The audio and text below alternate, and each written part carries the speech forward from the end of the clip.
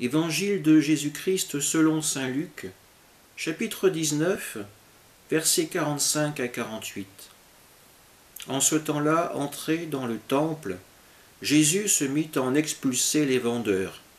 Il leur déclarait : « Il est écrit, ma maison sera une maison de prière. Or, vous en avez fait une caverne de bandits. » Il était chaque jour dans le temple pour enseigner. Les grands prêtres et les scribes, ainsi que les notables, cherchaient à le faire mourir, mais ils ne trouvaient pas ce qu'ils pourraient faire. En effet, le peuple tout entier, suspendu à ses lèvres, l'écoutait. Acclamons la parole de Dieu.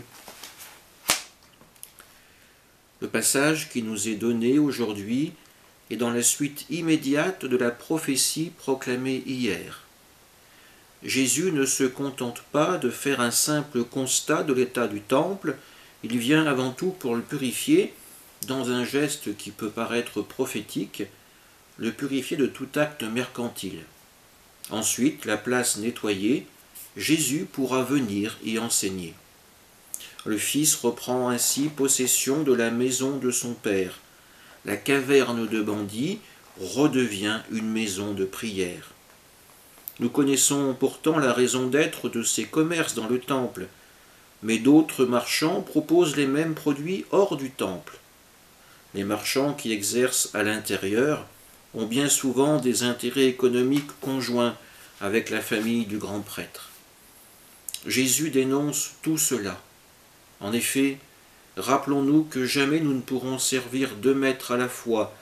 Dieu ou l'argent, il faut choisir. Le grand prêtre n'étant plus apte à nourrir et guider son peuple, le Fils de Dieu remplira son rôle en enseignant chaque jour au temple et finalement en se donnant lui-même comme ultime sacrifice. Et nous, quel maître voulons-nous servir ? Celui qui nous voit comme un simple outil à son bénéfice, ou celui qui veut nous sauver, qui veut nous donner son amour ? Amen.